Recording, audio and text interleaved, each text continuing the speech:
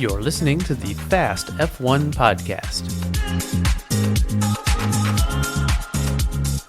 Hello again, everyone, and welcome back to the Fast F1 podcast with me, Danny Kane. And I'm Eddie Kane. And today we are talking about the British Grand Prix of 2025, which was amazing. It was amazing. It was really good, actually. It was a really good race. It was. Wet race, dry race, wet race, dry race. Nearly full wets for a lot of drivers. I don't know, when the Even safety car period hit, I don't know how nobody was on the full wets. Even had a safety car period for the amount of rain, but it was a really good race. And we're going to get all the way into it, starting with some F1 news that's happened in the last few weeks. What do you got? Well, I mean, last episode, we had a ton of news. As you can expect this week, we don't really have any news. Yeah, well, what do you have? Well, obviously we know Goodwood Festival of Speed. There were a couple moments in that, actually, that I thought were quite decent. Obviously, Gene Haas driving one of his F1 cars has got to be the most incredible. Yeah, that was pretty cool. Yeah. Obviously, Coulthard back in the Red Bull. I did notice a lot of the previous F1 cars, like the 2010, 2012, those cars, they had the current season F1 liveries on them. Like, I remember there was the Haas and the RB and the Sauber, like, liveries on them. Bortoleto was driving one. I think Chadwick was driving another. So, yeah, a lot of new debutants into Goodwood. Yeah, so that's pretty cool. Yeah. Any other news that's worth speaking of, really? I believe we talked about the Brad Pitt at McLaren in Coda. Yeah. Not really much about that. We did see the F1 movie finally, though. Yeah, it took us a few weeks before we were able to see it, but we just didn't have time. We could do like a quick 1-minute review on that, right? If you want to give it a quick review, go ahead. If you haven't seen it yet, this is spoilers, so you could just skip through a little bit. So, in my honest opinion, I liked how they did it, but as far as the actual storyline, I don't buy it. Yeah, I mean, whether you buy it or not, it was very Hollywood. It was very Hollywood. It was very patriarchal, for one. Very male centric. Yes. Which is so annoying. Despite the female technical director character, was not a strong. Was not the strong female character that it could have been. Yeah. In my opinion. Yeah, and I will echo the sentiments that have been voiced by a lot of other people that women are portrayed rather poorly in the movie. And oh, definitely. Like, literally, the love scene. As soon as I saw the love scene, I was like, I tried to think back at when the last time that something like that was actually portrayed in F1. I could not think of a single thing. Yeah, I mean, just generally speaking, the washed-up has-been that comes back and manages to win a race. Yeah, very Hollywood in its storyline. Honestly, and the two massive crashes, that was so over the top. Yeah, I had a really hard time enjoying the movie. I didn't enjoy the movie. I did too.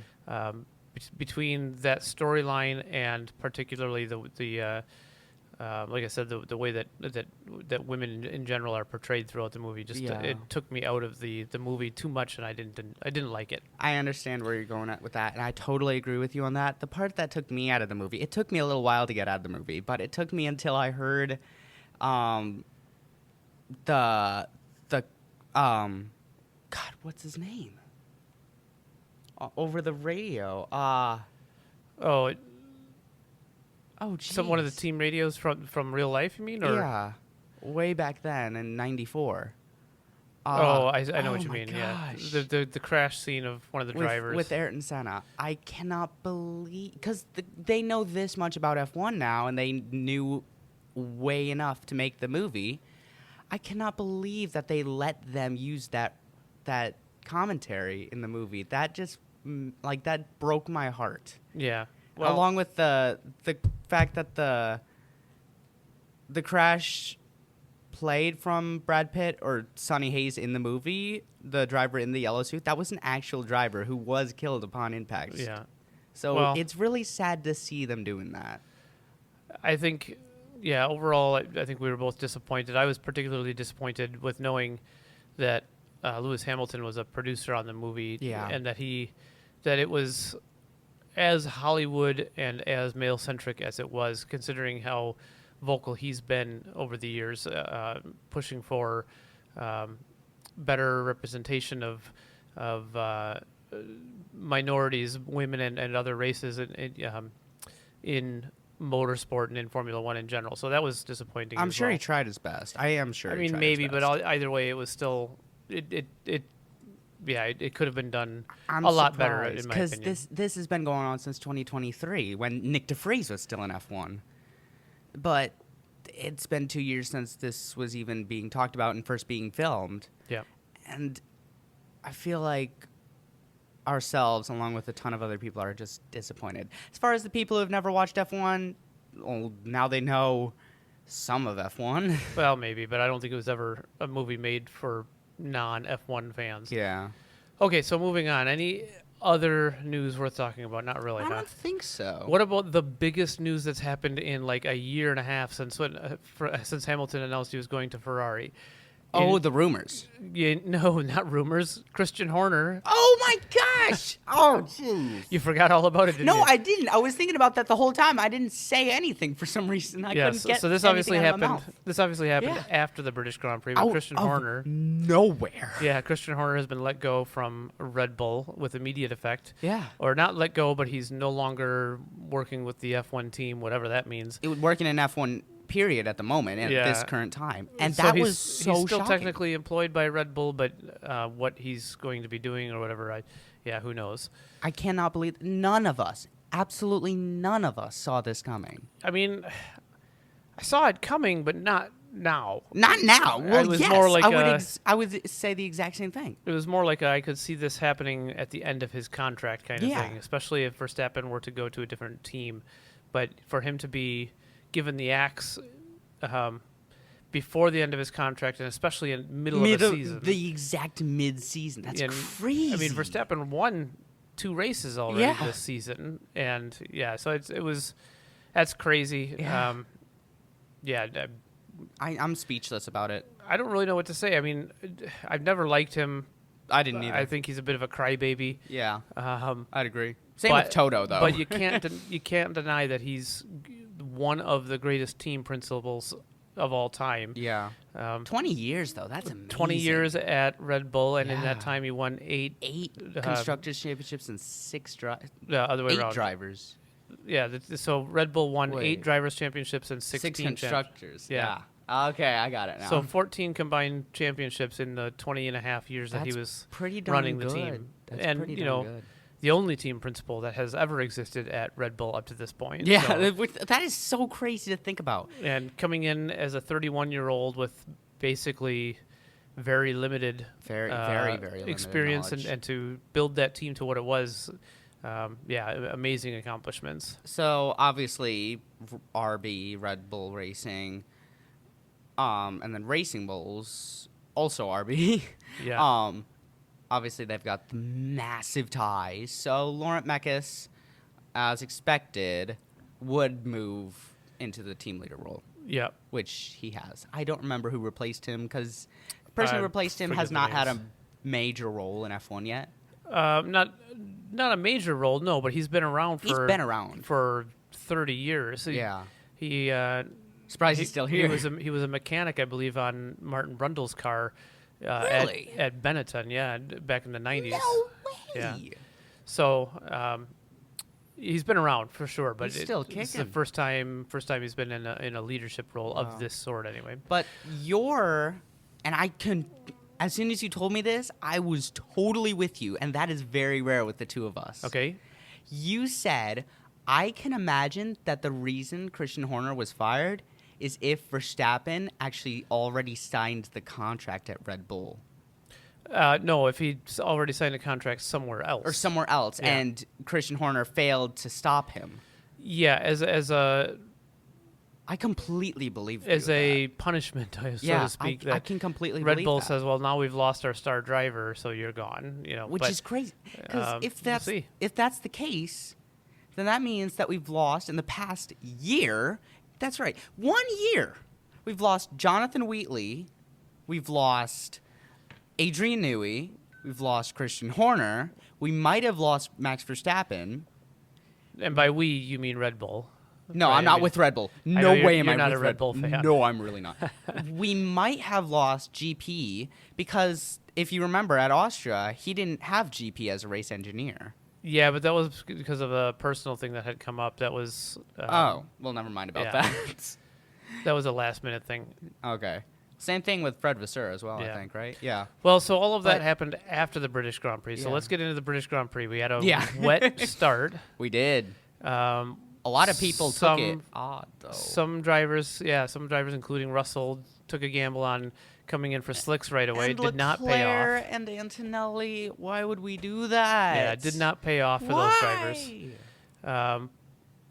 On the other hand, other drivers made really good strategy calls. Yeah. Other teams made really good strategy calls on when to go for wets, when to go for dries. At the start of Like, for instance, Nico Hulkenberg. Yeah, we'll Which- get to him in a bit.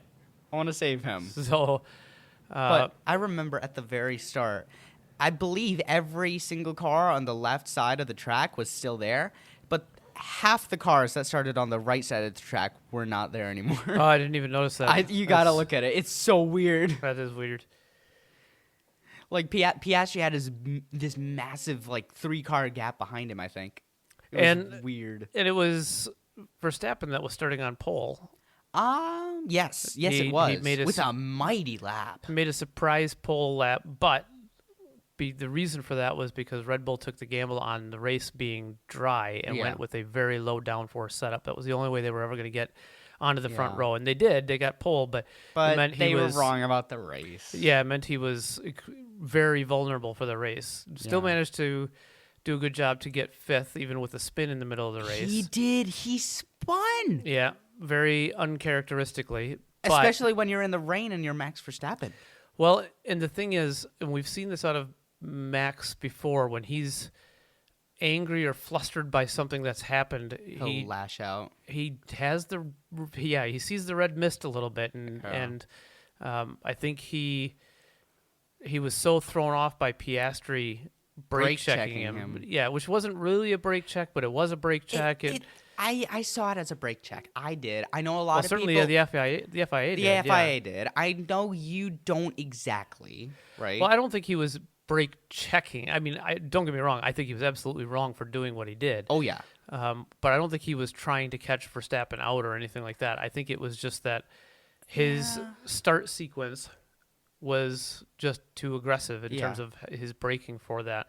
I can see why he would do it. He said on the radio that he was trying to make sure they had a line of formation again. But when he did that, that caused it even more of a non-line of formation. I remember, I think I saw a replay where Nico Hulkenberg, I know I said later for Nico Hulkenberg, but this one is not related to that. Yeah. Stroll was right in front of him. He had braked as well from that. Hulkenberg went onto the grass. Yeah, but that was the first restart, though. Oh, no, that was the first. Yeah, you're right. So, because I did watch that back, and on the second You did restart, see it, okay. Hulkenberg, he was fine. He saw the action coming in front of him, but I mean that kind of emphasizes the point that Piastri's restarts were aggressive. Yeah.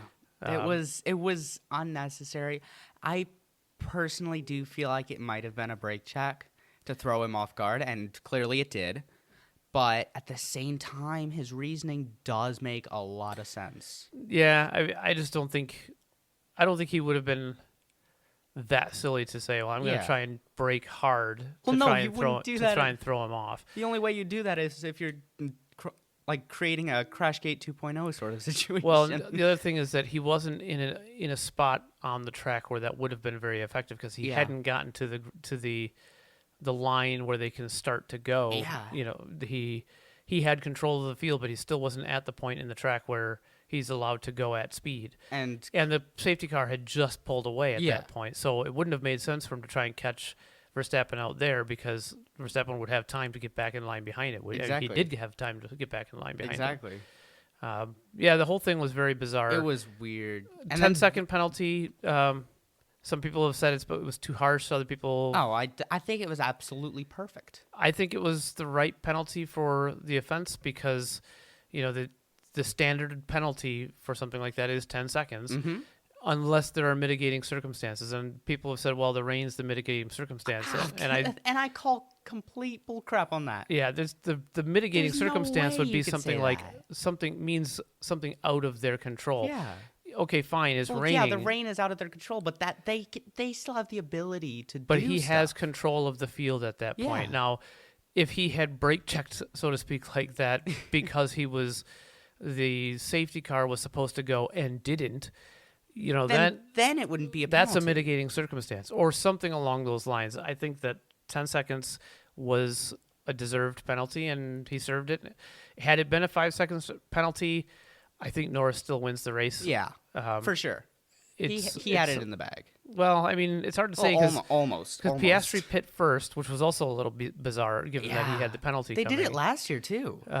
But he then was very quick catching Norris on his already hot tires before he went off. But at the same time, did he go off because he was pushing so hard to catch Norris? And would he have had the same problem if he was a second behind him versus 6 seconds behind him? I don't know. I think he went off because he was a bit distracted. I think Piastri. I think if anything else at the British Grand Prix, he showed that he is human and he does have he does have some emotions. He's not completely ice cold. Finally, we don't have another Kimi Räikkönen in F1. Yeah, let's go. And Norris gets his first consecutive, 2 races consecutive victories Ever. in the same season. Ever. That's crazy. Yeah. So he And I want to say it. I really want to say it. Okay, I want to say it so bad. Go for it. Because I've been a fan of him since 2020 when I started watching the sport. When he was in the Renault team. Some of us have been a fan of him since he started in the sport 15 years 15 ago. years ago in 2009 when Antonelli was 3 years old. Yeah. But starting from 19th on the grid, Yep. going up into 5th by the time the first safety car hit, moving ahead of Stroll into 3rd, and coming home to finish it on a podium. Nico Hülkenberg! Yeah. 239? 39 races. Holy cow. He more than doubled the record. Yeah. Yeah. So now it's Trulli that has the record now for the most races without a podium? I'm going to say right now, that will never be beaten. Ever. Well, I don't know. Oh, I highly doubt Sonoda's it will already be. closing in on it. Really? Sonoda's at I think 99 races right now. That's only 99. Sainz had 110, well, I but think. Sonoda, but Trulli only has like 135 that he did, and he didn't get a podium. I think Sainz has gotten 110 before he got his first one.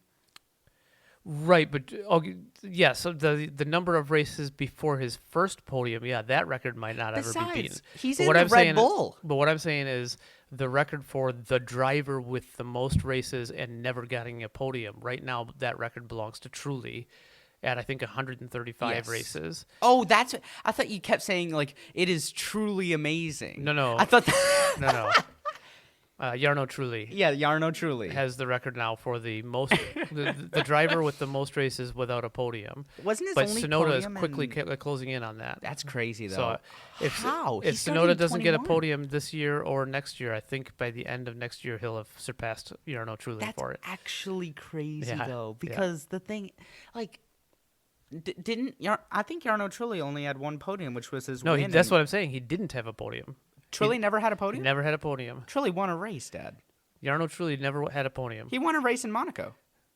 Jarno Trulli Jarno Trulli. did never. Look it up. Look it up.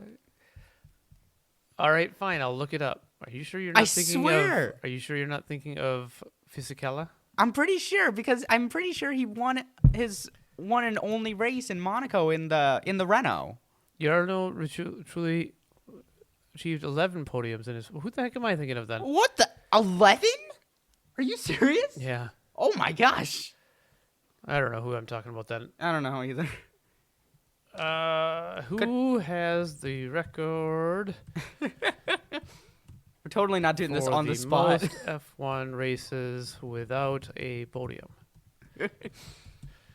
Nico Hulkenberg holds It the still record. says Nope, Hulkenberg. it's not that. I think it's Valentino.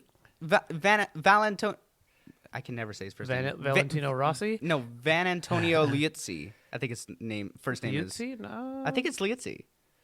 Definitely somebody from not, 2010. Not truly. Adrian Sutil. That's who it is. I was gonna say 128 races. I was gonna say it's surely gonna be someone from 2010. And you know what? I'm thinking of Truly because Sutil and Truly. Were teammates, weren't they? I don't know if they were I think teammates they were. or I think they got into. I don't know. Oh what it no, was. they got into the incident They had at the Brazilian Grand Prix. Yeah, then they had a fight about it afterwards. No, I something. remember that. Yeah, Anyway. Okay, it's Adrian Sutil, not they Jarno hate Trulli. each other. Anyway. All right, well, getting back to the British Grand Prix. We didn't do that on the spot.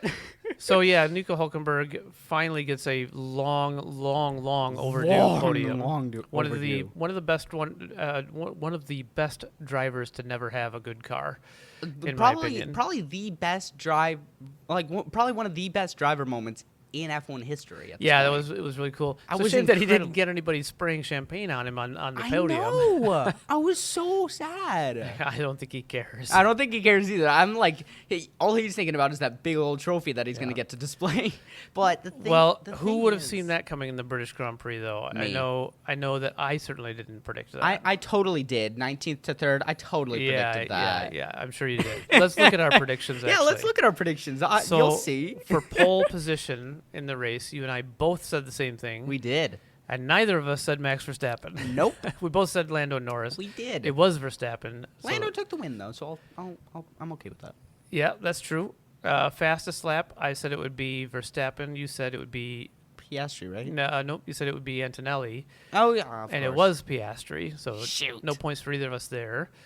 Third place in the race. If only I said Piastri then. Yeah, third place in the race. I said Piastri. You said Russell, and it was as we just went on about. It was Nico Hulkenberg. Let's go. I'm okay with that being wrong. Second place, I said Russell. Never even had a sniff of the podium. No, he did not somehow.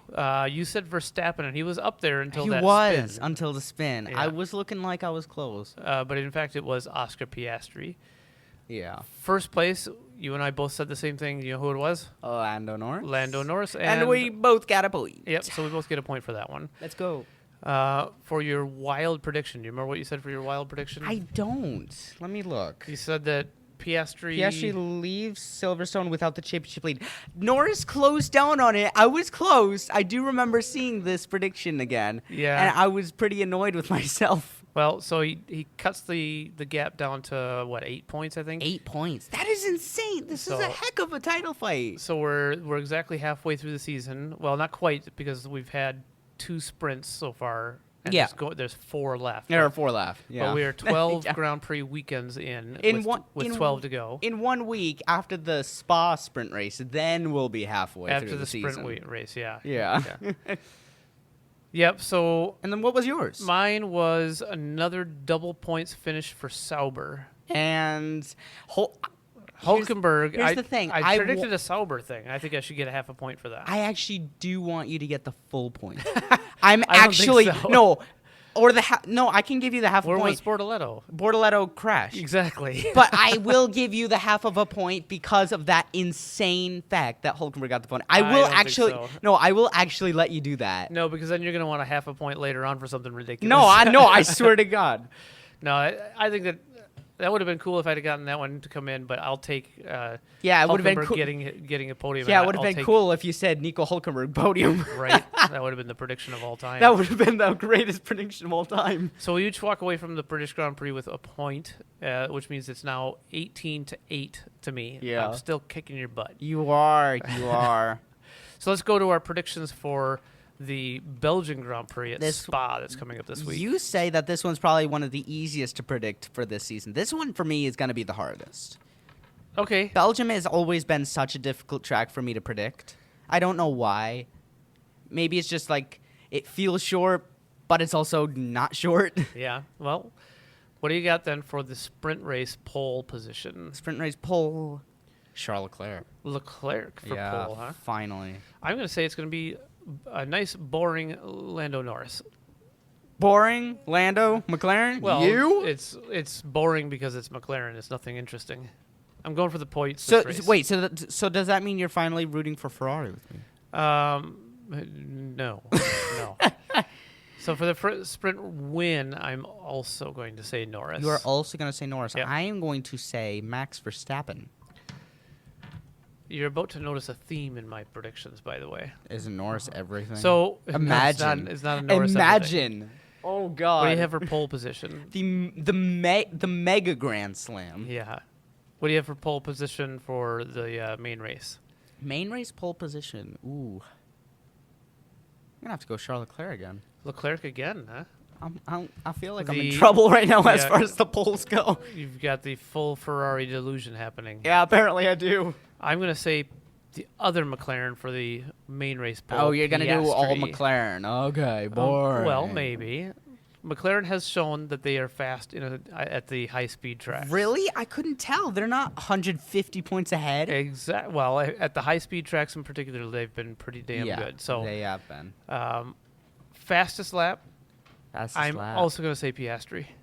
You're also going to say Piastri. Yep. What do you got? Come on, go with some more red. Put Leclerc on fastest lap for Hamilton. Sure. Sure. I'll do it because you're rooting for it. Yeah, okay. Yeah. You Leclerc. gonna say Leclerc? I don't know.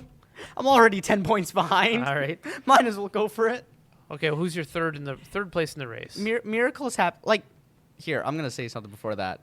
I almost just said miracles do happen. Earlier this race, Pato Ward started 10th on the grid for IndyCar. You know what Zach Brown, the CEO of McLaren in F1, said? Miracles can happen, and he just won the race. Yep. Well, there you go. Thank you, Zach. Zach O'Sullivan. Zach What? Brown. Zach O'Sullivan is not even in F1 anymore. Thank you, Zach Brown. I'm going to use that. Charles Leclerc for fastest lap. Okay. Well, then who do you have for third place in the race? Jeez.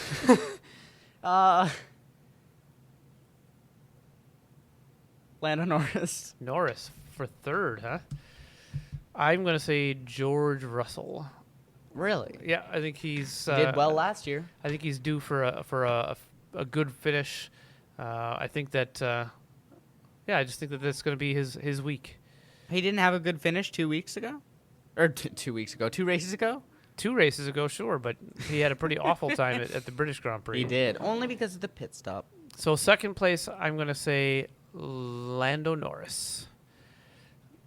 The McLarens that are very fast. For a moment, I thought I was going to say Lando Norris for P2, but I already said him for P3. What? Max Verstappen. Verstappen, huh? Yeah.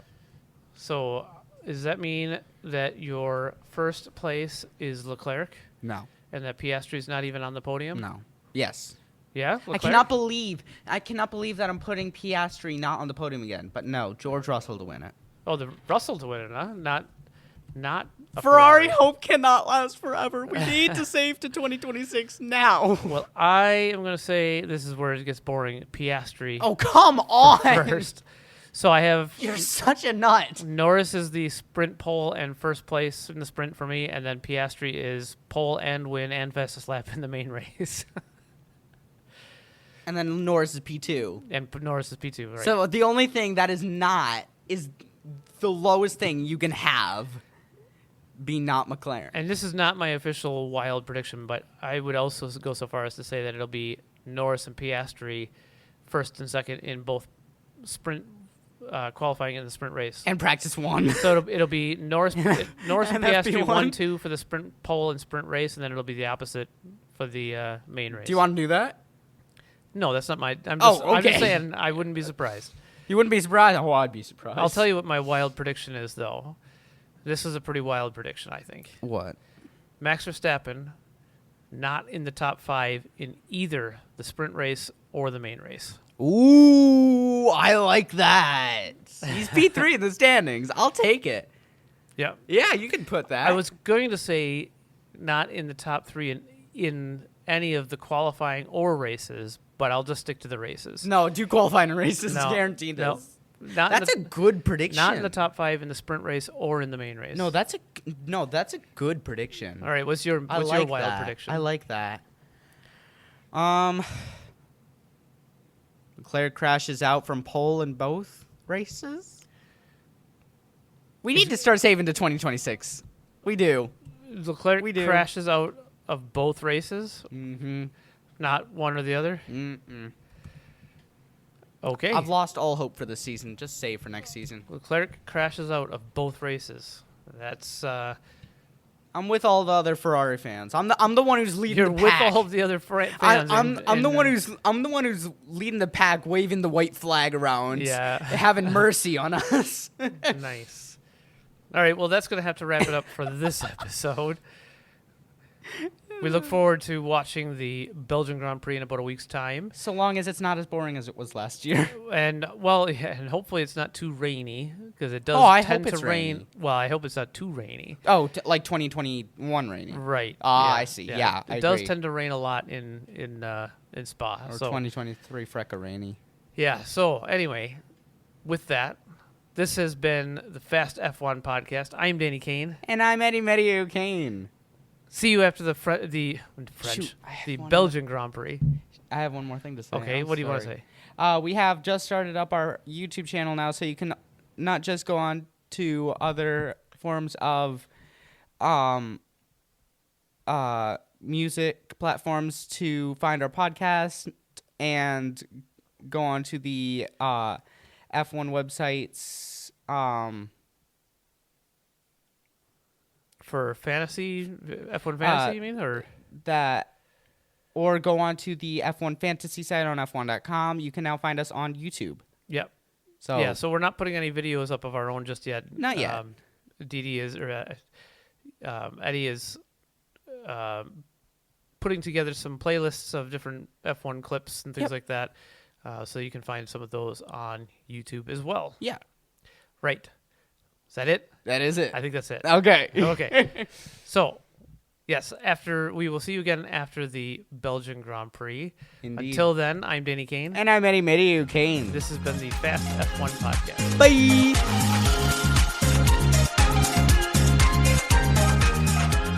Fast F1 is produced by Danny Kane and Eddie Medieo Kane. All rights are reserved. Music is performed by Alex Zavessa. Thanks for listening.